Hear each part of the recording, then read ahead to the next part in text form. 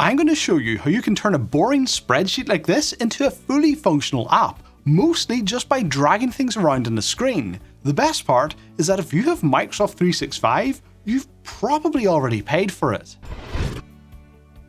Welcome back to the Pro Tech Show. Today we're going to be using Power Apps. This is a tool in Microsoft 365 that lets you build apps for web and mobile by dragging and dropping. And being a Microsoft 365 tool, you can connect it to loads of different cloud-based data sources. I know some of you are extremely passionate about open source, so if you know of an open source alternative, drop it in the comments, I'd love to check it out. To get started, log into your Microsoft 365 portal and click on the Apps menu in the top left that looks like a waffle. If you don't see Power Apps listed here, click All Apps to find it in the list. Here we'll see a few common starting points. You can see a list of pre-made templates. We're going to keep it simple and start from an Excel spreadsheet I've saved in OneDrive. For our scenario, we'll pretend the Pro Tech Show is branching out and starting a holiday club for kids. Here we've got a spreadsheet with a few details about our club members. And yes, I know, if this were real, I need a lot more information, but I'm not really starting a holiday club, am I? To use the data in our Excel file, it needs to be defined as a table. To do that, select the data and click Format as Table. We can give our table a name by clicking on it and then the Table Design tab and changing the name here. Now at our Power Apps screen, I'll click the Excel button, then add a new connection. There are a bunch of connectors in here, some are standard and others are premium. Premium ones may require an additional license, so I'll link a list in the video description. As a general rule, data stored in Microsoft 365 tends to be included in the standard connectors, and external data like a SQL database tends to be premium, but this could change at any point because Microsoft. The connector I want is OneDrive for Business, which is currently a standard one. From here I can choose my Excel file and then I can choose the table we defined. Power Apps will automatically build a 3-screen app from the Excel table. If I click the play button up here to preview the app, I can see a list of our members, search for people, view details, edit them, and so forth. If I change Mary's favourite colour from red to blue, then reopen my spreadsheet, you'll see the record for Mary has been updated by the app. You'll also see an extra column has been added. This is a unique identifier used by Power Apps to track records in my spreadsheet. But if I'm being honest, Excel is not a very good way to store app data. You'd be better off using a SharePoint list or even the Dataverse or a SQL database. The problem with an Excel spreadsheet is if anyone moves your file, the app will break. And if you try to make a change in the app while someone else has the spreadsheet open, it won't work. So I'm going to recommend you actually use a list instead. You can always export a list back to a spreadsheet if you need to. It doesn't make any difference to how you build the app, you just click on this button instead of this button and everything else is basically the same. Now I don't know how many of you will be familiar with SharePoint lists, but I'm willing to bet most of you have used a spreadsheet before. So even though it makes no difference to the app, I'm using a spreadsheet to hopefully make it easier for you to follow what's going on. Back to your App Studio and a little orientation. In the middle you have the app and you can drag and drop stuff about in it. In the top right, this play button will run the app so you can see how it will appear to the end user. You can also preview it by holding the Alt key and clicking about on the app directly. On the right you have the properties of the currently selected component. Click on something else and this changes to reflect it. This bar along the top here also shows the properties of the current component in a different way. You've got a drop down with the properties, then this box to edit them. This is easier when you have a longer bit of text to work with, like a formula. On the left there is a 2-level menu. You'll mostly be working in the tree view, which shows the different components of the app. These rectangles that everything gets grouped under are the different screens in your app. Think of them like pages. You can use the insert menu to add components, or you can do it from the toolbar at the top. You can edit the existing screens if they're kind of close to what you're after, but I'm going to come over here and click New Screen to start from scratch. There are pre-made templates, but I'll just choose a blank layout. It's laid out for phone in portrait orientation, but I think my fictional holiday club leaders will use a tablet for this, so I'll hit the settings icon, display, and change it to landscape. Conveniently, this also works better for a computer display. I can give it a name while I'm here, change the icon, the colour, and so on. Now one thing I need to do before I go further is click Save. This is really important because autosave doesn't kick in until you've made at least one manual save, and you could spend a lot of time getting your app just right and then accidentally lose it all by hitting the back button in your web browser. This is the second time I've built an app for this video because, yeah, I did that. For this screen, I think I'm going to combine the auto-generated functions onto a single page to make use of the extra space in the tablet. Let's start by naming our screen and adding a title bar. I'll add a rectangle from the Insert menu. With the rectangle selected, we can adjust its size by dragging on these handles or typing a value into the Properties fields over here. I'll make it 72 pixels high and change the colour to the orange colour from my channel's logo. You can pick a standard colour from the list, but in my case I'll use the Custom tab to enter the hex value. Let's add a logo. Insert, Media, Image, and drag it into the corner here. It will automatically snap to the boundaries of nearby objects, making it easy to line things up. Now in the Properties panel I can select an image. I haven't got any yet, so let's upload my logo. That's good, but it's crushed against the edges, so I'll add a bit of space. I could just resize it, but having it snap to the corner is convenient, so I'll add a bit of padding instead and the image scales within its boundary box. 6 pixels on all sides should do it. Now I'll add a text label to give this screen a title and tweak the formatting a little.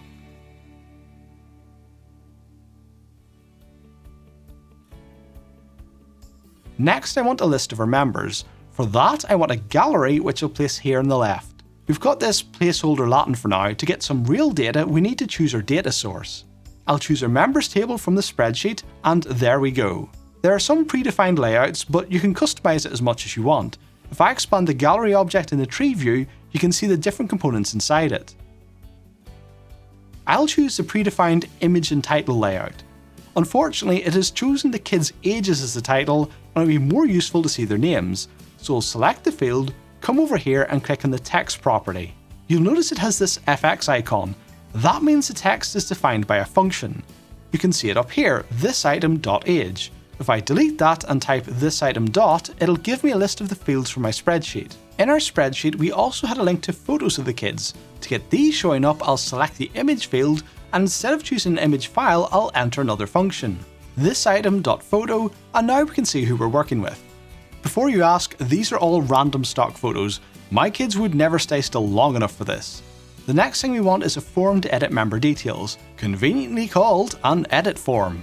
I'll drag that over to the right and it prompts me to connect my data source. This link is kind of pointless because it doesn't actually do anything, it just displays our data sources over here. To actually connect it, we select data source from the properties over here, then click edit fields to choose what we want to see in the form. Let's add name, age, and favourite colour. The fields appear in the form, but they're currently blank because it doesn't know which member we want to edit. To tell it whose details we're working on, we need to set the item property to reference the currently selected member. For that, we need the name of our gallery object. To find the name, you can click on it to select it and it will be highlighted on the tree view over here. It has a default name now, but we can rename it from the menu or by double-clicking the name. I'll call it Member Gallery to make it easier to keep track of, and I'll rename our form to Member Form while I'm at it. Now back to our form item. We'll type Member Gallery to reference the gallery object, then a dot to say we want to reference one of its properties. And the property we want is selected, so membergallery.selected. Now if I preview the app, you'll see that as I click on different children, their details are populated into the form. I can change them, but I don't have a way to save them yet. If we go back to our original auto-generated screen that is now messed up since we changed the app's orientation, you can see the function that gets called when we click the save button. We'll do the same thing on our screen. Insert, icon, I'll choose the same check mark.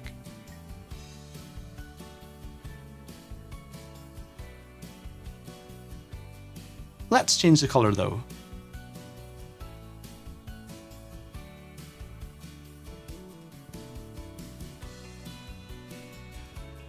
Now the function we need for our onSelect action is submit form, then the name for form in brackets, member form.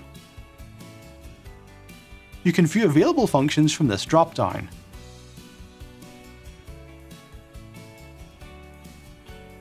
Now if I make changes and click the button, the changes are written to my spreadsheet. That's a working edit screen, so I'll delete the auto-generated ones. The main point of this app is to sign kids in and out, so let's make a new screen to do that. To save time, I'll duplicate the screen we already have and name this one sign-in screen. We don't need the form, but I want to create a second gallery object, which I can do by copy-pasting, either from the menu or with Ctrl-C and Ctrl-V. I want them both to take up half the screen. Instead of trying to eyeball this, I'm going to go to the properties, click on width to select it, and into the function type the name of the whole screen. That's sign-in screen. .width to get the width of the whole screen, then divide that by 2, and now my gallery is exactly half the width of the screen. Copy paste. I'll call the one on the left signed out and the one on the right signed in, and add a couple of titles to that effect. Now, obvious problem, both galleries show every member. To show a subset of members in each gallery, we need to change its data source. Right now they both reference the members table. Let's filter the right hand gallery so it only shows members that have been signed in. Click on data source so we have it selected in our function bar, and the function we want is filter. Open brackets and it gives you some guidance. The first thing we need to give it is the source for our data. That's still our members table. Then we need a comma and a logical test. Looking at our table, we want members where the signed in column says yes, so that's our test. Note the quotation marks. Double quotes around the word yes means to treat it as literal text. The single quotes around signed in are to tell it this is all one object. This is because the column name in Excel has a space in it. Without the single quotes, it would interpret that as a column called signed, then a space, and something separate called in, and we'd get errors. We'll do the opposite for the left-hand gallery. Writing lesser than, greater than like this means not equal, so this filters for members where the signed in column is not equal to yes. You might think to write equals no instead, but this way is safer because the column in Excel is just free text.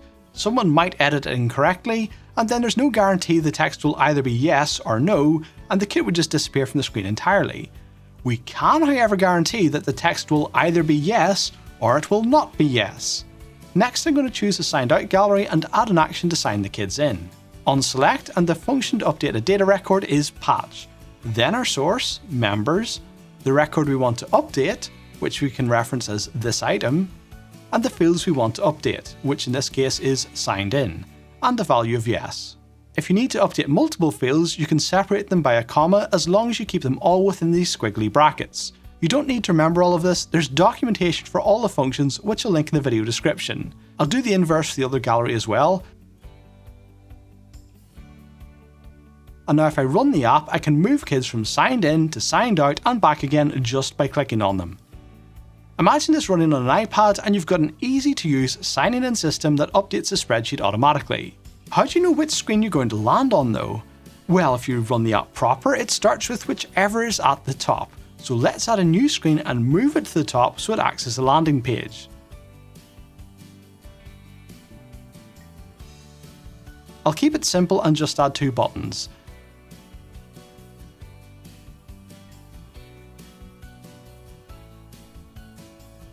Then give them an on-select action to navigate to the respective screens.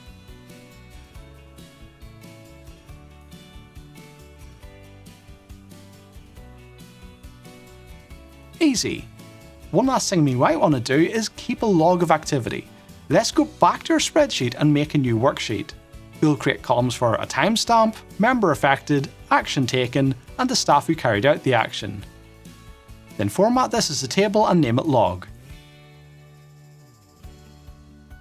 I'll rename the sheet as well, although this doesn't really matter. Now back in our Power App, I'll choose Data from the menu and Add Data. We can use the existing connector, choose Spreadsheet, then our log table.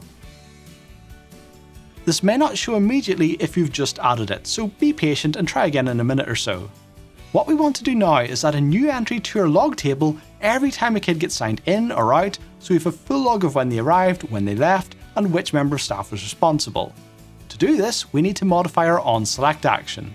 We'll need to use the patch function twice, once to update the members table and again to update the log table.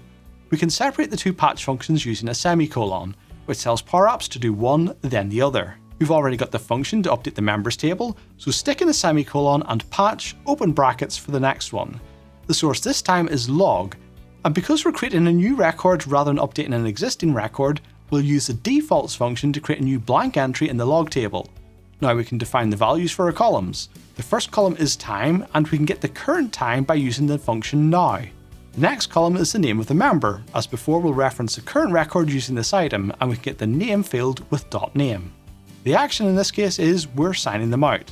And to get the name of the staff member, we can use the user function to retrieve the logged in user account and use .fullname to get their name. Repeat for the other gallery object, this time making sure the action says signed in, and we're done.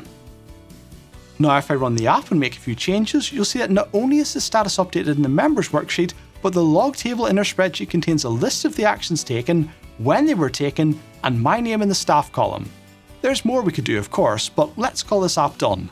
To make it available, we need to publish it, because right now if I try and launch it outside the editing studio, I'm going to get the original auto-generated screens. This means you can still work away in the app and make changes to it and save them without impacting the live user experience.